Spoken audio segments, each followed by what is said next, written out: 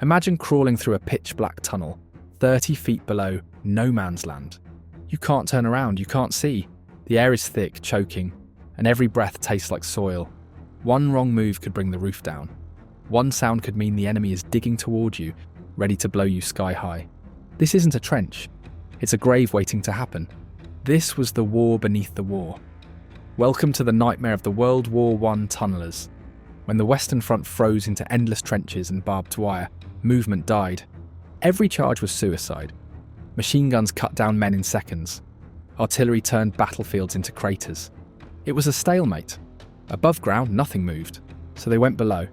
Tunnelers were brought in to break the deadlock. Miners turned soldiers, sent to dig under enemy lines. Their mission? Plant explosives beneath trenches, bunkers, and machine gun nests, and then blow them sky high. It was silent warfare. No glory, no cheering crowds, just darkness, filth, and the constant fear of digging into death. These men didn't hold the line. They undermined it, turning the very earth into a weapon. And the terrifying part? The enemy was doing the same thing. Down there, you couldn't see your hand in front of your face. You worked by candlelight. If the flame flickered, it meant the oxygen was running out. If it went out completely, you were already suffocating. The silence was crushing. No shouting, no engines, just the scrape of a pickaxe and the slow, steady panic of being buried alive. Tunnels were so narrow, men crawled on their bellies, dragging gear behind them. Mud soaked through their clothes. Rats scurried over their boots. Water pooled at their knees. Trench foot wasn't just common, it was constant. And the earth above wasn't stable. Cave-ins happened without warning. Tons of dirt crashing down in an instant, snapping necks and burying men alive. But the worst wasn't the dirt, it was the enemy. Sometimes you break through into a German tunnel, mid-dig, face to face in the dark. No rifles, no time, just knives, fists and raw panic. Men killed each other in silence to avoid drawing attention. One scream could mean a collapse. Every mission underground was a gamble, and every dig felt like tunnelling into your own grave. They didn't come from the barracks, they came from the coalfields. Many World War I tunnellers were former miners, pulled from the pits of Britain, Canada, Australia, and New Zealand. Men who already knew how to work underground, how to read the soil, how to breathe in dust, and how to keep calm when the walls groaned. The British Army formed specialised units, the Royal Engineer tunnelling companies, and fast-tracked these men to the front. Training was minimal. They were shown how to use military-grade explosives, how to dig quietly, and how to stay alive when the tunnel started to close in. Then they were sent straight into hell. No uniforms fit properly. Some men still wore their mining boots and carried their own tools. They weren't trained like soldiers, but they were expected to fight like them if it came to that. And it often did. There were no trenches waiting for them. Only narrow shafts, flooded chambers, and enemy tunnels crawling with men just like them, digging from the other side. They weren't called heroes, they were just the moles of the Western Front, unseen, unthanked, and essential. Forget machines, forget power tools. Down there, noise meant death. Everything had to be done by hand, in silence. Pickaxes, shovels, crowbars, used slowly, methodically, one scrape at a time. Sometimes the men didn't even use tools. They clawed through clay and chalk with bare hands to stay quiet. Bayonets doubled as digging knives. Stethoscopes were lifelines, pressed against tunnel walls to listen for German sappers on the other side. If you heard tapping, it meant they were close, too close. And if they heard you, it could be over in seconds. Light came from a single candle, nothing more. Not for visibility, but survival. If it burned steady, you were safe. If it flickered, oxygen was dropping. If it died, so would you. They built camouflages, small countermines designed to collapse enemy tunnels. And when the time came to blow a main charge, they packed thousands of pounds of ammonal or TNT into dugout chambers right beneath German positions. The whole battlefield above might seem still, but below it was a war of nerves, inches, and whispers. One wrong sound, one wrong swing, and everything came down. The first tactic underground wasn't digging, it was listening. Every tunnel crew had a man lying still, stethoscope pressed to the dirt, waiting, listening for the faint scrape of enemy steel. Because if you heard the Germans digging toward you, it meant they were laying a charge, and you had two choices: find them first or die when they found you. This led to a brutal game of countermining. racing to intercept enemy tunnels, break in silently, and either plant a camouflage to collapse it, or crawl in and kill them by hand. It wasn't just the enemy that could kill you, the earth itself was your enemy. Tunnel collapses were common. One wrong hit on soft clay or sand and tons of soil would crush a man flat. Flooding was constant. Water seeped in from all sides, filling shafts overnight, drowning diggers in the dark. Then came the real monsters, the mines. When a main charge was laid, it wasn't small. British engineers packed up to 60,000 pounds of explosives beneath enemy trenches. They waited for the right moment, then detonated. Whole sections of the front exploded.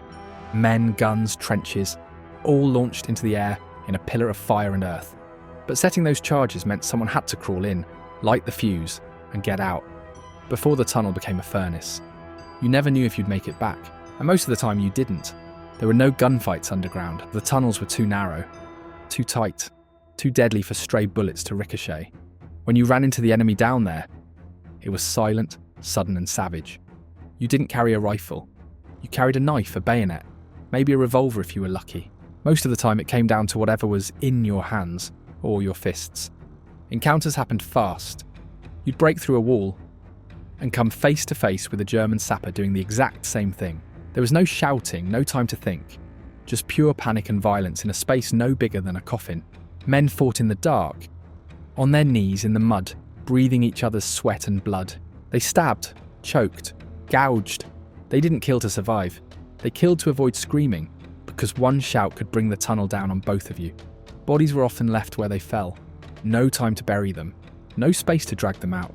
The tunnel moved on, the digging continued, and the dead stayed where they were, silent witnesses in the dirt. You weren't just underground, you were inside a living tomb. The deeper you went, the tighter it got, the darker, the quieter. No wind, no sky, just the slow drip of water and the thudding of your own heart. Claustrophobia wasn't a possibility, it was a guarantee. Some men cracked within days, shaking hands, blank stares, sudden screams in the dark, and they had to be dragged out if they didn't bolt first. You lived in the same wet clothes for weeks. No sleep, no warmth, no fresh air. Just mud, blood, and the constant dread that the roof above might fall in at any moment. And when you weren't digging, you were listening. Always listening. For enemy taps, for your own breathing. For the silence that meant the oxygen was almost gone. You didn't just fear death. You feared how it would come. Buried alive, crushed, suffocated. Or hearing the distant rumble of an explosion, knowing it was under your feet. Some men returned to the surface and never spoke again. Others never came back at all. And the rest? They just kept digging because no one else would. Most of the time, the tunnelers' work went unseen, buried beneath mud and silence.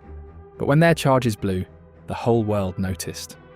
On the first day of the Somme, July 1st, 1916, the British detonated a massive mine under Hawthorn Ridge.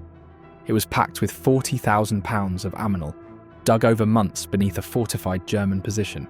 At 7:20 a.m, it erupted, a fireball of earth and steel that launched an entire hill into the sky. The shockwave could be felt miles away. Just south of it, the Lochnagar Crater was even bigger. 60,000 pounds of explosives buried under the German line. When it blew, the explosion left a hole 300 feet across and 90 feet deep, a scar still visible today. It was the largest mine ever detonated at that point in history. These weren't just blasts, they were earthquakes. They shattered trenches, buried machine gun nests and turned dugouts into graves. But not all went as planned. Sometimes tunnelers hit rock or water. Sometimes the enemy found the charge first and defused it, or worse, set a countercharge to blow the tunnel mid-dig. And sometimes the explosion worked, but the infantry attack failed, bogged down by mud, machine guns, or confusion. The craters stood empty, the lives lost digging them, wasted. But when it worked, the ground itself became a weapon, and the tunnelers held the trigger. You won't find their names in many history books, no medals paraded, no statues raised. The tunnelers fought a silent war, hidden beneath the trenches, forgotten beneath the headlines. They didn't charge across no man's land. They dug under it, inch by inch, breath by breath, praying they weren't digging into death. But they shaped the battlefield in ways few others could. They destroyed enemy strongpoints without firing a shot. They turned the ground into a weapon, and when their work was finished, the earth erupted, and entire sectors of the front were wiped from the map. Yet when the guns fell silent, so did their story. Many died underground and were never recovered. Many survived but came back broken, haunted by the darkness, the silence, the things they saw and heard beneath the surface. Their war wasn't loud, it was hidden, claustrophobic and suffocating.